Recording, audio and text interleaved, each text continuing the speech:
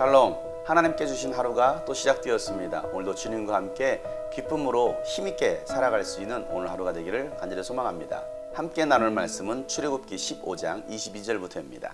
모세는 이스라엘을 홍해에서 인도하여 내어 수르 광야로 들어갔다. 그들은 사흘 동안 걸어서 광야로 들어갔으나 물을 찾지 못하였다. 마침내 그들이 마라에 이르렀는데 그곳에 물이 써서 마실 수 없었으므로 그곳의 이름을 마라라고 하였다. 이스라엘 백성은 모세에게 우리가 무엇을 마신단 말입니까? 하고 불평하였다. 모세가 주님께 부르짖으니 주님께서 그에게 나무 한 그루를 보여주셨다. 그가 그 나뭇가지를 꺾어서 물에 던지니 그 물이 단물로 변하였다. 주님께서 그들에게 법도와 율례를 정하여 주시고 그들을 시험하신 곳이 바로 이곳이다. 주님께서 말씀하셨다. 너희가 주 너희 하나님인 나의 말을 잘 듣고 내가 보기에 옳은 일을 하며 나의 명령에 순종하고 나의 규례를 모두 지키면 내가 이집트 사람에게 내린 어떤 질병도 너희에게는 내리지 않을 것이다. 나는 주 곧 너희를 치료하는 하나님이다. 그들이 엘림에 이르렀다. 거기에는 샘이 12곳이나 있고 종려나무가 70그루나 있었다. 그들은 그곳 물가에 진을 쳤다. 아멘. 홍해 바다를 가르는 놀라운 하나님의 그 기적을 경험한 이스라엘 백성들은 주님의 이름을 찬양합니다.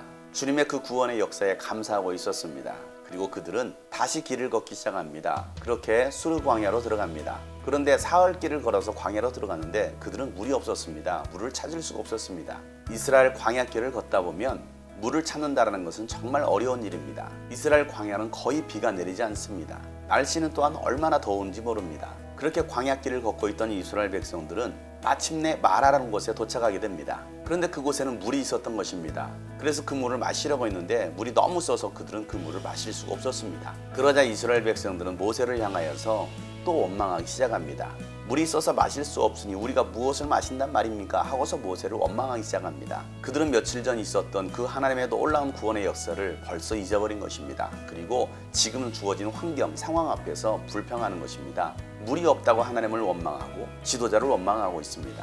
우리는 어떻습니까? 하나님께서 채워주시면 감사합니다, 찬양하고 또 우리에게 필요한 것들이 공급되지 않을 때는 금세 하나님을 원망하고 또한 지도자를 불평하고 있지 않습니까? 모세를 원망하고 불평하자 모세는 하나님께 다시 부르짖어 기도합니다. 그러자 하나님께서 모세에게 나무 한 그루를 보여주십니다. 그래서 모세는 그 나뭇가지를 꺾어서 쓴물에 던집니다. 그러자 그 쓴물이 단물로 바뀌는 것입니다. 이스라엘 백성들은 그 물을 마실 수 있게 된 것입니다. 원망하고 불평하던 그들이 하나님께서 바꿔주신 그 단물을 마시고 있는 것입니다.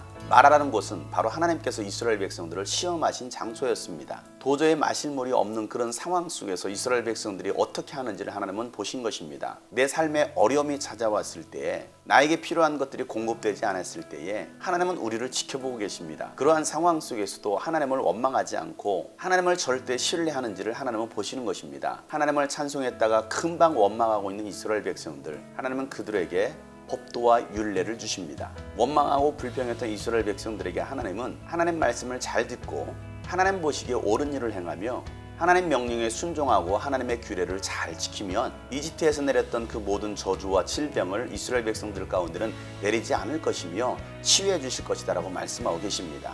하나님은 치유의 하나님이라는 것입니다. 라파의 하나님이신 것입니다. 쓴 물을 단물로 바꿔주시는 하나님, 원망과 불평을 찬송으로 바꿔주시는 하나님, 우리를 치료해 주시는 하나님이십니다. 사랑하는 여러분, 우리 삶에 마라를 만날 수 있습니다.